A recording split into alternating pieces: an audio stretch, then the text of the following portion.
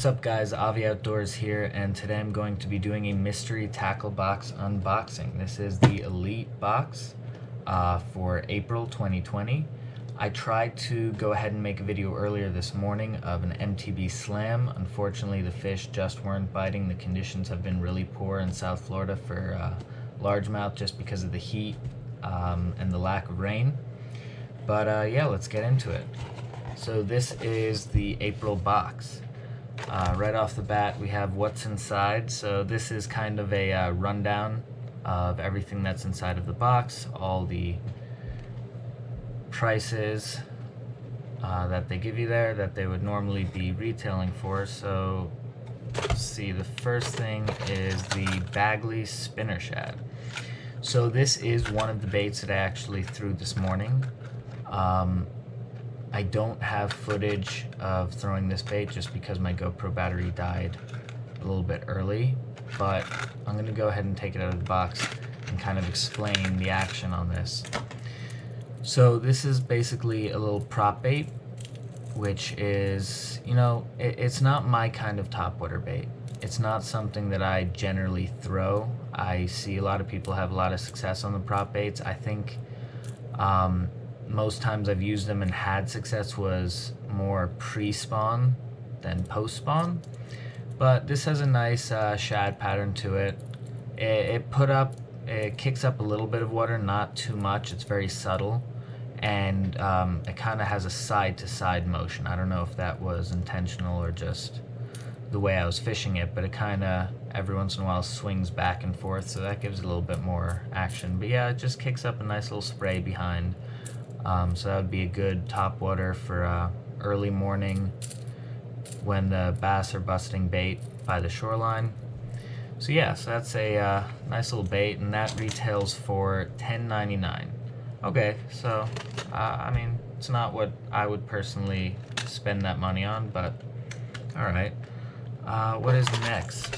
The Strike Pro Swing Pop. This retails for $10.49. I actually, when I threw this morning, I was very impressed with the action. If you can see, it has the lip of basically a jitterbug.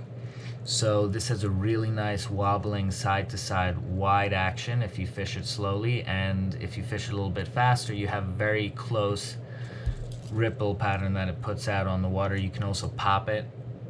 I was chugging, I had a few fish come up on it when I was popping it, and then I would just let it sit. A lot of the time the bass will just sit right underneath it and you'll see a little bit of a wake around the bait. That's when I'll rip it, and usually that gets them to just grab it. But it has some good sound to it. The hooks are very sharp. They look like good quality hooks. It has a really nice kind of bluegill shad pattern to it. That's why I thought it would do really well. But again, it's just the conditions. I can't blame it on the bait. But yeah, I think this is a really good summertime bait. I'd say, you know, I do like topwater. I like the rattles. I like things that are loud and obnoxious and that get the bass going. So yeah, that was a good little bait there. And then what is next? Catch Outdoors Zero Gravity Hybrid Airquake. So I took this out of the packaging. I didn't get a chance to really throw it much, but I did, right before I left, I did just toss it in to see how the action was. And I thought it was kind of weird. It reminds me a lot of, like, you know, buzzbait, not buzzbait, chatterbait with the blade over here, but the way it swims in the water, I guess because it doesn't have the groove that a chatterbait has, it's very wide action, and if you try to, I found that if I was trying to swim it back a little bit too quickly, it was actually rotating. So I'm gonna go ahead and actually show you a chatterbait for comparison.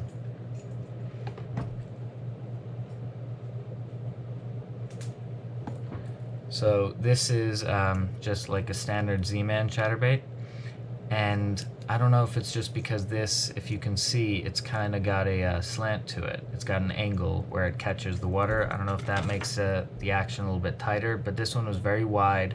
I would probably fish this with a swim bait, some sort of trailer for sure.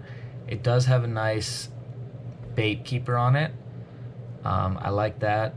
You know, when you put a swim bait on there, some of them that don't have the bait keeper, it'll just kind of keep sliding back, messes up the action. But this has a nice little bait keeper, so yeah, I would fish this with the trailer, and I would just kind of slow roll it in the upper part of the water column. It's not very heavy.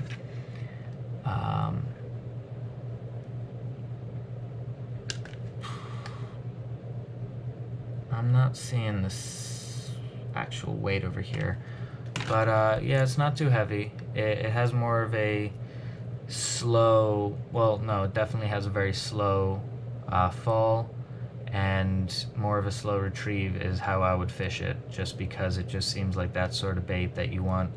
You want just a little bit of shimmer. You've got the skirt going for you. You got whatever trailer you're using. It has a nice bluegill pattern, so that'll be killer this time of year. But yeah, I think it's very interesting bait. I look forward to being able to really throw it and try it out. What do we have next? Next, we have Carl's Amazing Baits Shiver Crank. So I've actually used some of the Carl's baits, crankbaits before, and you know, quality-wise, they're pretty good. I don't know if they're really in the same range as like Rapala or any of the bigger name brands, because I do think that they are more smaller companies that they own, and that's what they use for the baits. I'm rambling, but regardless, this has a nice kind of craw pattern. The rattles inside not too loud, very subtle. This is more of a deep diving crankbait. It is 6 to 10 feet, so that's a little bit deeper than I normally fish, just because when you get to that depth, in a lot of places in South Florida, it's not very deep, and you got tons of grass, tons of vegetation. So this is the kind of thing that I always want to throw, but never actually get the opportunity. I have a ton of different crankbaits that just kind of gather dust, and I never really get the chance to throw them, because most places I fish are not really suited for that, when you're bank fishing at least. But yeah, so that retails for $6.99, and I'm sorry I missed it earlier, the Catch Outdoor Zero Gravity Airquake, the kind of buzzbait deal, or sorry, chatterbait deal, that one retails for $9.49. Then we have the Bass Dynasty Dynacraw. Okay. When I looked at this earlier, I thought it was just so crazy looking. Look, it's kind of like a roach looking thing. It's got a ton of action, all these little legs. It's ribbed, and it's got these two paddle tails, and I think that's the most interesting part. Is I don't know if I've ever seen trailers that have like actual paddle tails as big or the same as this one. So I think this would be a pretty cool trailer on a jig, even fishing it just with a standard Texas rig, throwing it into cover, pitching it.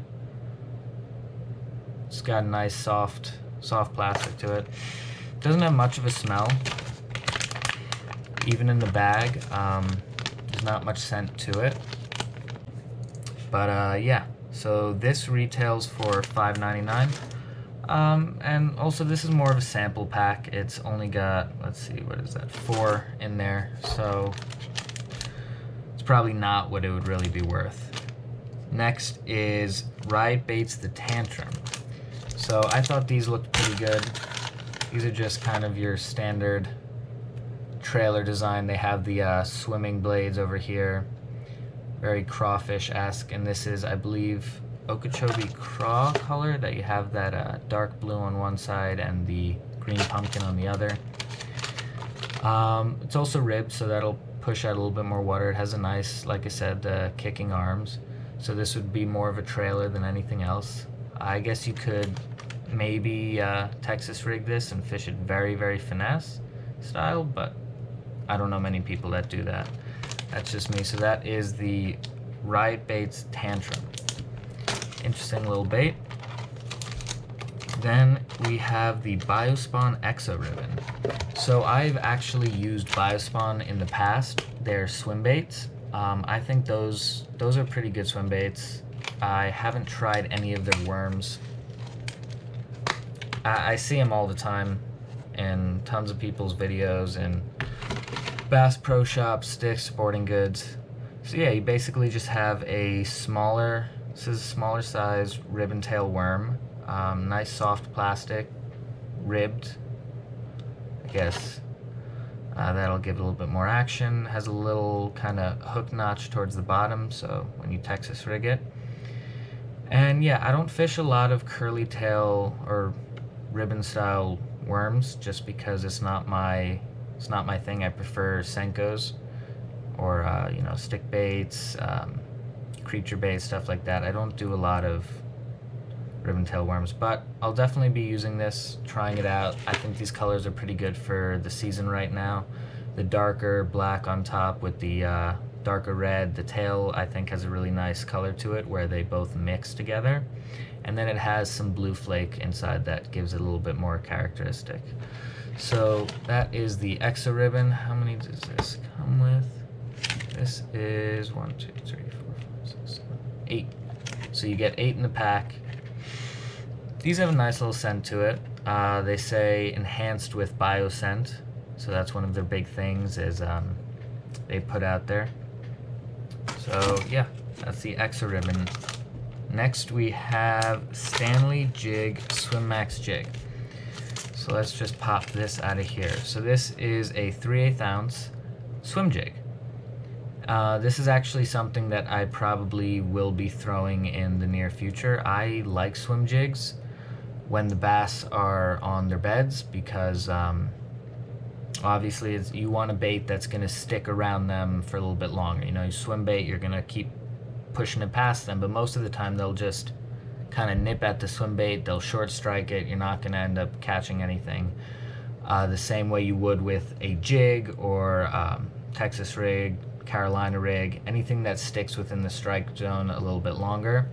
This has a pretty hefty weed guard over here, so I guess you'd want to fish it with some heavier line because you really got to put some effort to push that down. But it's got a nice kind of bluegill pattern to it. Again, this I would probably fish with a trailer. This does not have a bait keeper. It has these little notches that kind of help, but I think the bait keeper is a pretty key thing with these kinds of jigs, just to keep everything on there. Alright, so next we have the X-Zone Lures Pro Series Adrenaline Bug. So this is basically your flipping and pitching style bait. At least that's what I would use this for. So, you know, like kind of beaver style, very, very soft. Has nice little kicking legs. I don't think it would give off a ton of action, but it's got a good profile. I like the profile right now, especially when the bass are feeding on the bluegills. You want something a little bit chunkier. I like the texture, it's soft. I find that with the softer baits, they hold on a little bit longer. You could get a better hookup ratio. I know like Yum makes a lot of really, really soft baits, but those kind of tear apart very, very quickly. Like the Yum Dinger, I am not a fan. I don't think it puts off that much action. I think it gets beat up very quickly. So, X-Zone Pro Series Lure, proven design, made with top grade super soft plastics and special super fine salt formula. I'm looking for the color though. Nope, not on there. Oh, and it says floating claws. Okay, I was not paying attention. Floating claws. So that is interesting. One of the reasons I like to fish Z-Man is because of the way that it floats and kind of flutters in the water when you're using their craws that they have. Like, I believe it's the punch craw. Because just the appendages, they kind of swing with the water as the current's moving back and forth. So these are floating appendages that I like. A lot of the plastics say that they'll float, but they end up more just drifting kind of like that. They're never really up there the same way Z-Man is, but you can't exactly compare any of the soft plastics on the market to the Elastec. Then we have the Dibble Tips and Tricks from MysteryTackleBox. So that's basically just going to give you, like here it's telling you how to fish a jig and trailer, put on a Texas rig. Just little tricks, you know, in case you want to up your game, learn something new. Then you have the monthly sticker. This is not one of their better ones, to be honest.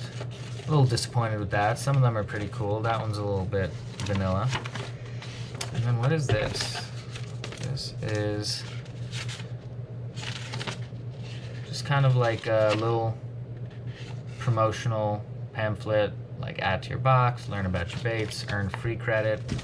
Always good. And this has the catch and win.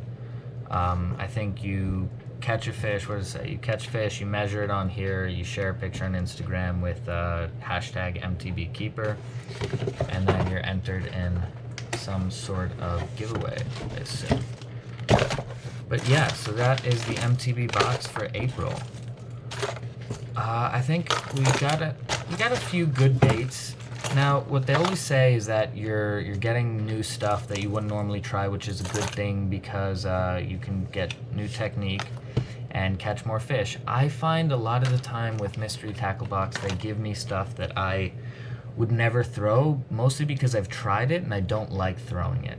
It's something that I don't know, it's one of the reasons that I haven't really used Mystery Tackle Box in a very long time, is because I was just getting a ton of baits that I never use for the kind of fishing that I do. I mean, also there are certain baits that you can use from a bass boat that you probably won't want to use from shore.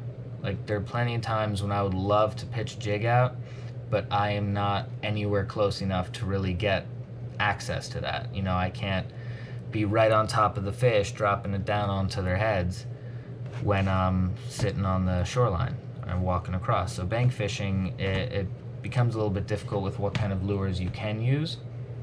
Now, that's not saying that any of these lures you couldn't fish from the bank and still catch fish. You could, but there is a certain time and place where each one excels. I think crankbaits they're probably one of my favorite baits to fish, but again, most of the time when I'm bank fishing, it is in shallower water that I do not want to get treble hooks stuck in all that grass and nastiness and mess. So that is the April MTB unboxing. And while I was fishing this morning, I did manage to get a little bit of footage for you. I'm going to put that at the end right over here. And that was me catching a decent sized pike. I've actually never caught a pike in Florida. I caught it on this popping frog. I quickly just tied it on, tossed it out, and you know, I was expecting a bass to come up and just hammer it, but something smacked it while I wasn't paying attention. I saw the wake from it, so I'm like, oh, big bass, big bass. I cast it out again, start chugging it back, and boom, pike just inhaled it. This was down its throat. So I'm going to post that video right at the end of this. Anyways, hope you guys enjoyed. Thanks for watching. And if you haven't already, please like, share, and subscribe. Have a good one. Stay safe.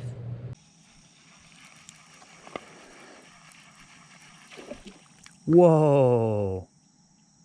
I was not paying attention. Why does that always happen?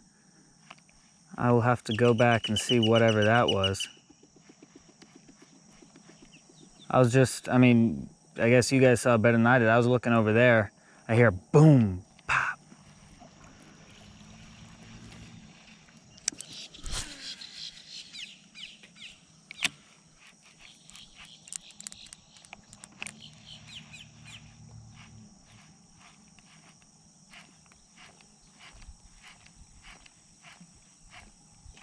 Ooh.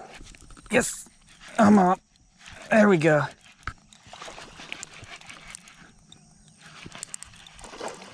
What is this? Is that a pike? Holy crap! Oh, get over here. This is actually my first Florida pike. I've been fishing, all around Florida since I was a kid, and I've never caught a pike. That is crazy. He hammered that. Oh, he freaking choked it. That is sick. All right, I'm gonna get a picture with him. I'm gonna go tie on the next bait and we'll keep fishing.